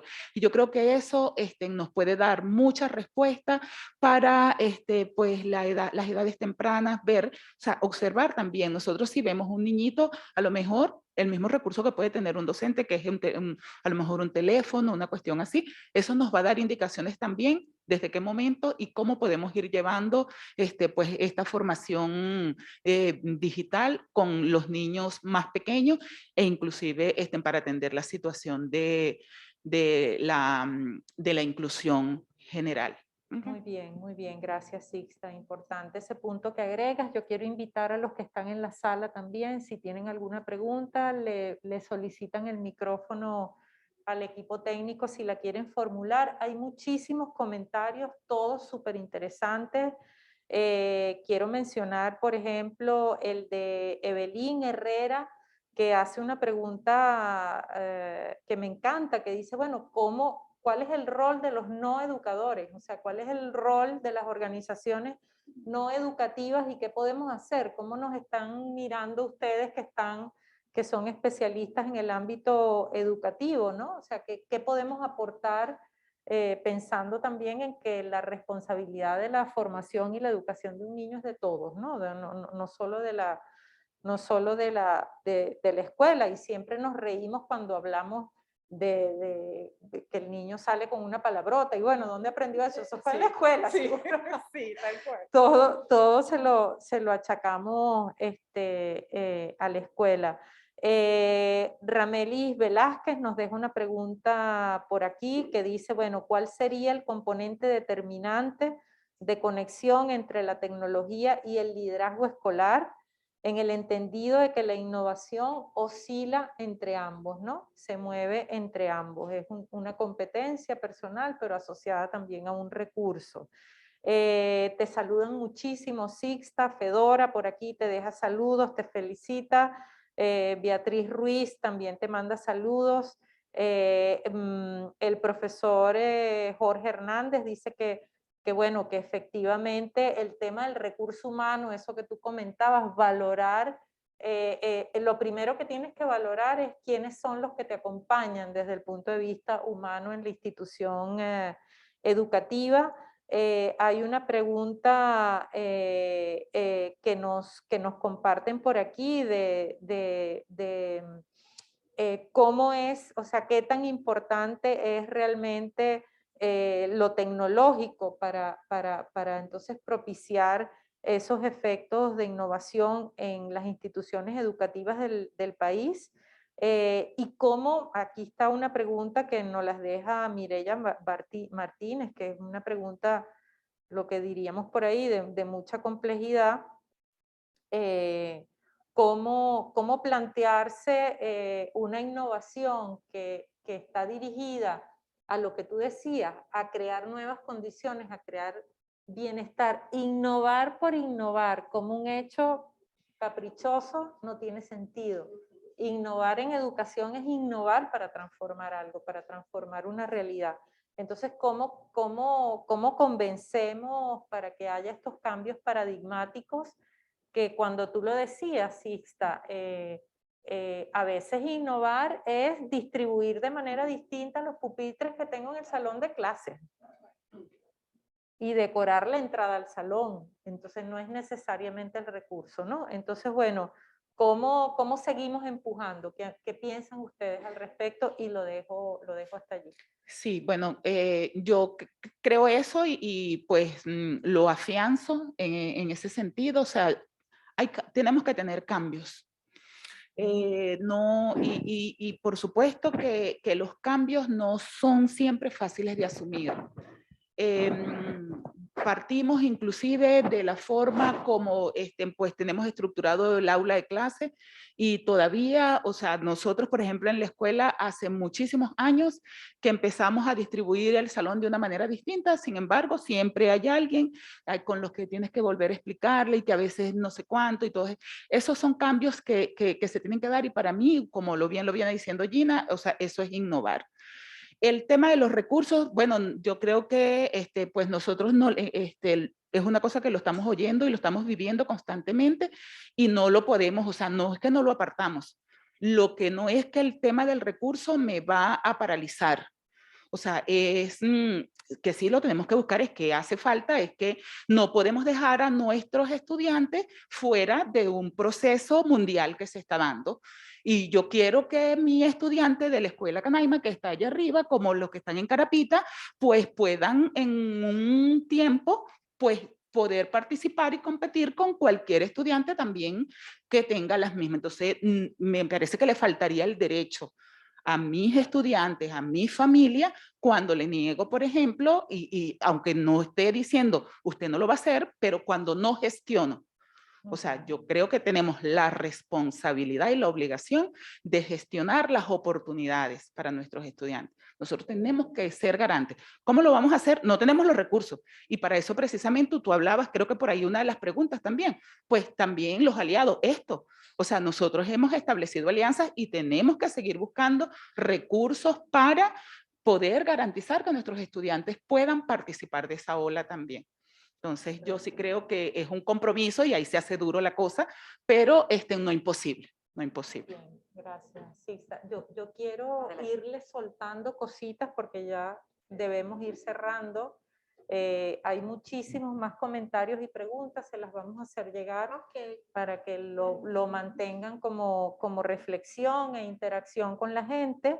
Hay una pregunta que me encanta porque es un reto para los que trabajamos en proyectos educativos que tiene que ver con cómo animamos a los docentes a que asuman el tema de la profesionalización con entusiasmo. Eso es en dos platos lo que dice la pregunta, que nos las deja Dharma Parra en el chat. ¿Por qué hay el desánimo y la baja respuesta a los procesos formativos? ¿Será que los estamos enfocando mal? ¿Será que, como hablábamos, están muy centrados en la herramienta? Y quería, para cerrar, dejarles esa pregunta porque creo que es importante. Dos cositas. Voy a comenzar por la última porque me toca muy profundamente y tiene que ver con la motivación del docente. El maestro está permanentemente sometido al juicio de valor y eso es inhabilitante, el juicio de valor. Nosotros hemos aprendido a acercarnos al maestro y a respetar su experiencia y a respetar su conocimiento y su punto de vista, independientemente del hecho de que no lo podamos compartir por razones que ni merece la pena mencionar. En todo caso, el punto de partida del acercamiento al docente es el no juicio. Es un profesional que está demasiado expuesto y que lamentablemente tiene que estar siempre bajo el tamiz o la mirada crítica y a veces hasta la falta de aceptación. Creo que el comienzo del enamoramiento al docente es aceptar su experiencia, aceptar lo que sabe, entender el enorme sacrificio que permanentemente hace para hacer su trabajo. Cuando nosotros nos inclinemos devotos frente a ese hecho, vamos a ganarnos al maestro y se va a sumar a cualquier proceso. Eso es fundamental. Con respecto a una inquietud que siempre ronda. ¿Cómo se transforma? ¿Cómo innovamos? Los aliados son, desde nuestro punto de vista, las mismas instituciones educativas. Hay instituciones educativas que tienen dotaciones maravillosas y que al lado tienen instituciones con menos recursos. Tenemos que romper esa otra tradición muy instalada en el caso venezolano, no sé si en el resto de los países, de que las instituciones educativas son compartimientos estancos. Ellas solamente rinden cuenta ante sí mismas, si acaso rinden cuentas, no reportan resultados. Eso es una práctica y no se les puede señalar porque hagan eso, sino que eso es histórico, pues. Cuando la escuela entienda que se transforma a sí misma, prestando su capacidad instalada, prestando su conocimiento, su experiencia a la institución vecina, comenzaremos a ver grandes signos de innovación en este país. Gracias, María Francia. Gracias, María Francia. Eso tiene mucho que ver con lo que les mencionaba de los principios de educación abierta. Es justamente esas actividades extramuros y esas alianzas que tenemos que generar. También voy de la última pregunta, el cómo motivamos a los docentes. Pues sin lugar a dudas me sumo también a la necesidad siempre, ya lo hemos mencionado a lo largo de la jornada, del liderazgo directivo que acompañe, que realmente se sintonice, se enganche con las necesidades y las potencialidades de su personal docente. Y también con el, como decía María Francia, el docente está muy acostumbrado a ese juicio de valor. Y el juicio de valor no solamente el que se cuestiona por sí mismo, sino, ni tampoco de sus supervisores inmediatos, sino también del niño y de las familias. Es muy común ver que los docentes están continuamente arropados por lo que están diciendo las familias. Y yo escuchaba a Sixta en la manera como ellos viven el relacionamiento con sus familias, y es una maravilla y es completamente distinto a lo que ocurre en otras instituciones educativas. Y a lo largo también de estos años he podido percibir cómo más bien en los lugares más vulnerables, las relaciones humanas con las familias y cómo se involucran en el proceso es mucho más enriquecedor y satisfactorio que en otras instituciones educativas con mejores posibilidades y recursos económicos, donde la relación de la familia muchas veces suele ser incluso hasta de imposición. Y el personal directivo termina doblegando muchas de las acciones que pudieran hacerse como buenas prácticas educativas ante algunos cuestionamientos de familias que ya sabemos que, bueno, que no siempre juegan como a favor de ese proceso de transformación. Entonces eso era algo que también quería rescatar porque me parece que son ejemplos a seguir, buenas prácticas educativas que se tienen en esos contextos vulnerables. Desde Fundación Mano Amiga, nuestro punto de partida para este trabajo de motivación comienza por el autoconocimiento para el logro. Y allí hay una serie de talleres que permiten al docente reconocer, para empezar, el por qué aún está inmerso en el mundo educativo. Hay algo que lo llama a que esos docentes, en medio de la realidad tan adversa que viven, sigan allí, porque sabemos que probablemente no es la retribución económica. Entonces, en medio de todo lo que tienen que vivir, ¿qué los está llamando a continuar en el sistema educativo? Y hay una serie de estrategias de autoconocimiento que tenemos que potenciar para que eso se convierta en una estrategia de innovación y transformación. Yo tengo un modelo que no lo voy a explicar todo ahorita, pero voy a aprovechar que lo traje, que se llama PVC, y yo siempre hago una analogía donde le explico, tenía rato desde antes de la pandemia que no lo había utilizado, así que aprovecho el espacio, donde siempre digo que nosotros como docentes somos como un tubo PVC, y entonces muchos se me quedan mirando cómo es eso, ¿no? Yo digo sí, nosotros no somos de policloruro de vinilo, que es lo que esto significa, pero cuando nosotros investigamos qué es un tubo PVC, tiene la particularidad de que es uno de esos elementos que son especialmente utilizados en las áreas de construcción y fontanería, y cuando buscamos sus definiciones nos dicen que es muy importante para solucionar problemas. Entonces digo, bueno, ahí hay unos elementos como un poco en común, ¿no? En medio de un país que tiene tantos problemas, sobre todo en el ámbito social, pues nos parecemos un poquito, y cuando seguimos buscando en esos procesos, pues vemos que algunas de sus características nos dicen, y el PVC en este caso es pasión, vocación y creatividad. Entonces la pasión va porque una de las características del tubo PVC es que evita o no permite que se formen incrustaciones internas, ¿no? Y eso yo lo relaciono mucho con la pasión que tenemos nosotros, que en medio del contexto, en medio de todas estas necesidades que nos toca vivir, la situación con las familias, la situación con los niños, el no carecer a lo mejor de ese personal directivo que vaya brindando un acompañamiento o sí tenerlo, pero no tener los recursos, pues sin lugar a dudas la pasión es la que hace que en medio de ese contexto complicado y adverso sigamos libres de incrustaciones internas y podamos dejar que ese fluido siga avanzando. En el caso, otra de las características es que son resistentes a las bacterias y a los agentes químicos. Nosotros bastante resistentes que somos a la falta de recursos, a la falta de electricidad, a la falta de transporte, a la falta de algunas condiciones, y allí la creatividad juega un valor fundamental. Porque entonces, en medio de todo eso, ¿cómo hago para innovar? ¿Cómo hago para transformar, para darle la vuelta a una realidad educativa que tengo que darle frente? Porque mis niños están en el aula. Eso requiere creatividad. Y por supuesto la vocación que está inmersa y entonces allí trabajamos en esta tríada, por eso tiene una forma de T, no es por mi nombre Tibaire, es porque aquí está el niño como ese protagonista del proceso y aquí hay dos agentes principales. Nosotros como educadores, como pedagogos, como formadores y la familia y la comunidad. Entonces cuando nosotros trabajamos con vocación, podemos lograr que esa tríada dé el buen resultado en función de lo esperado. Entonces yo creo que cuando hacemos estos espacios de intercambio con los docentes, buscando el perfil actitudinal, terminamos de enganchar ese puentecito entre lo tecnológico, la innovación y lo que queremos lograr a futuro. Muchas gracias, Tibaire. Además, gráficamente muy bien presentado. Tenemos a Marisol en la audiencia que nos quiere hacer una pregunta. No, un comentario. Primero agradecer este encuentro a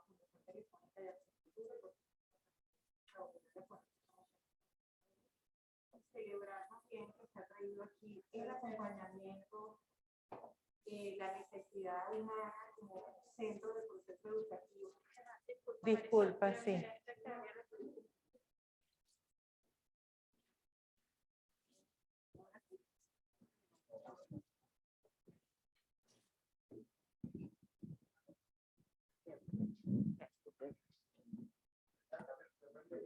Ahora sí, ok.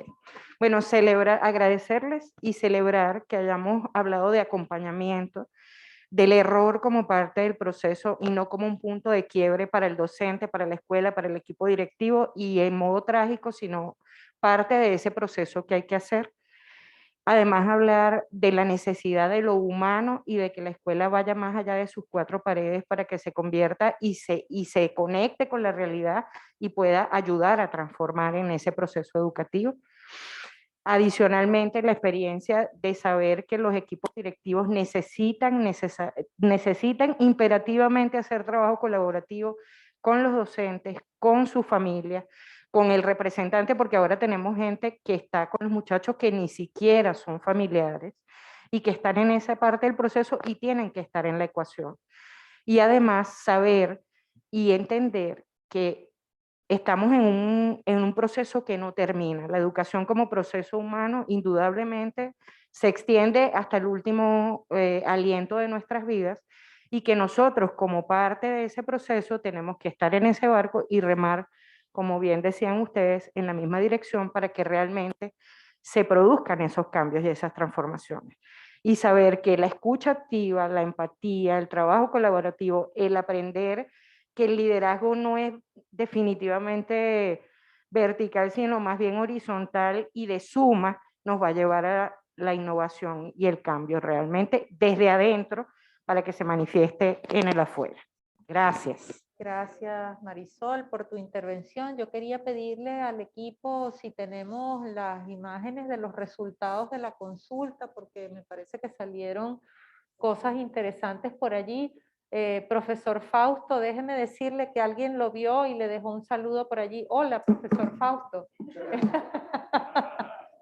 Así que si no sabía que estaba aquí, ya se enteró todo el planeta que usted estaba aquí compartiendo con nosotros. Entonces, bueno, para que veamos un ratito entre todos lo que salió en el Mentimeter, de, bueno, las 3 palabras que caracterizan el aprendizaje de calidad, creatividad, innovación, innovador. Bueno, es una nube de palabras: interactivo, práctico, estratégico, el acompañamiento, la colaboración, la retroalimentación, que nos comentaba un poco también Marisol en su intervención, la motivación.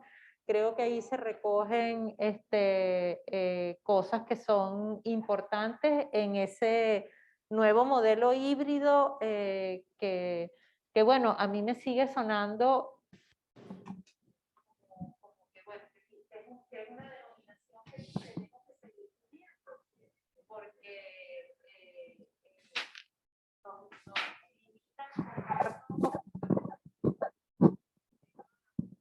remoto presencial y es que eso, pero mucho más allá que eso, ¿no? Y identifica 3 competencias clave del docente organizado, planificado, educativa, la formación digital, trabajar en equipo, la responsabilidad, ¿no? Y el aire, lo mencionabas tú muy bien también, no es azaroso que seamos educadores y que estemos vinculados a la educación. Hay algo allí como relevante para nosotros como personas. No somos aliados indispensables para la escuela del siglo XXI. La familia, la comunidad, los representantes, la tecnología está allí presente y una cantidad de cosas que mi visión de distancia no me permite. Yo, de verdad, la mañana de hoy,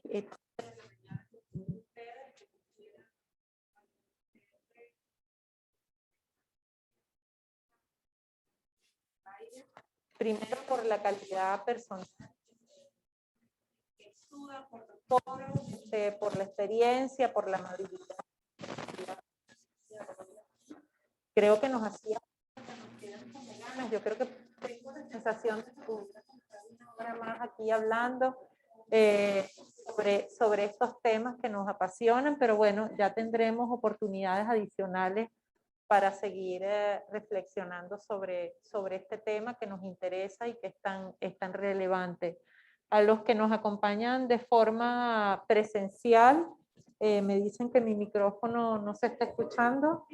De forma presencial, pues gracias por estar aquí, gracias por compartir. Al equipo técnico de Salas Digitales Movistar, muchísimas gracias por todo el apoyo. Y a los que se conectaron de forma remota, 20 puntos, súper activos, respondían rápidamente las consultas. Gracias por los comentarios, por los saludos. Van a quedar registrados. El evento está siendo grabado también por si luego tenemos que compartirlo y socializarlo en diferido, sabiendo además que muchas escuelas se estaban conectando de manera colectiva y grupal desde espacios de las instituciones educativas. Seguramente hay saluditos para cada uno de ustedes allí. Nuevamente, muchísimas gracias y nos despedimos pensando en que pronto nos vamos a ver. Yo lo voy a dejar en compañía de Carlos para que haga formación del evento. Sí, bueno. Sí, muchas gracias a todos. De verdad.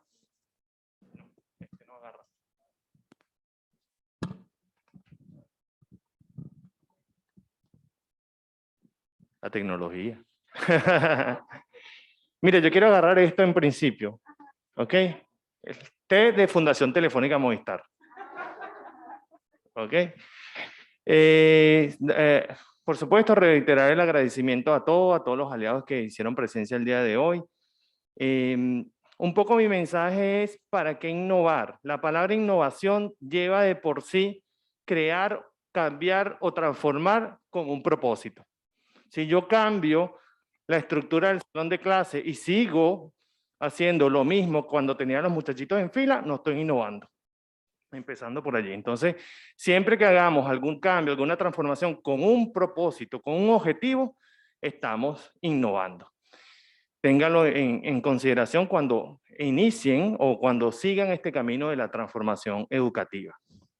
Entre los aliados me hizo falta en esa nube de palabras, yo lo puse el ente rector del todo el sistema educativo, porque es el que define la política, y creo que hay una palabra clave que es estructuración, cohesión de los diversos actores.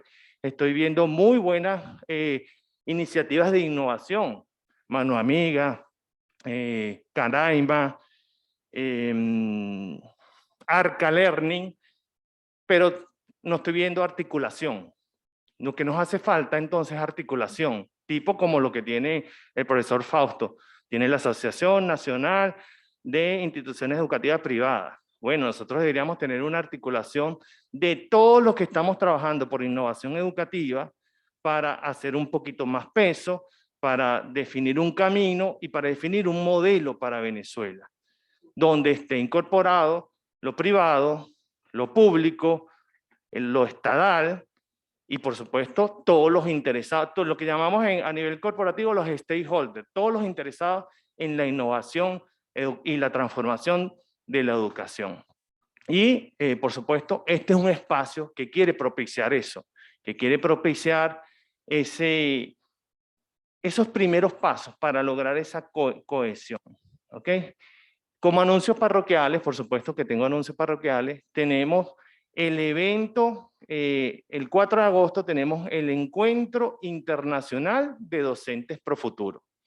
Vamos a estar la próxima semana en nuestras redes sociales, especialmente en Instagram, que es Fundación TEF, Piso BE, Fundación TEF, Piso BE, colocando allí la convocatoria para el Encuentro Internacional de Docentes Pro Futuro, donde van a estar México, Ecuador, Venezuela y Colombia. Cada uno de estos países va a llevar al menos 2 buenas prácticas de innovación educativa y especialmente con nuestro programa Pro Futuro. Mil gracias a las ponentes de hoy por compartir su experiencia. Y bueno, los esperamos en ese Encuentro Internacional de Docentes Pro Futuro. Y bueno, siempre atentos a nuestras redes sociales porque como le dije al inicio, mensualmente Fundación Telefónica está sacando algún evento, algún taller para los docentes, para los estudiantes y para propulsar esta transformación educativa. De hecho, este fin de semana en el Parque del Este vamos a estar en el 55 aniversario de la UNICEF acompañándolos allí y llevamos todo un stand de robótica educativa, de experiencia STEAM. Bueno, mil gracias a todos, los esperamos y bueno, excelente encuentro.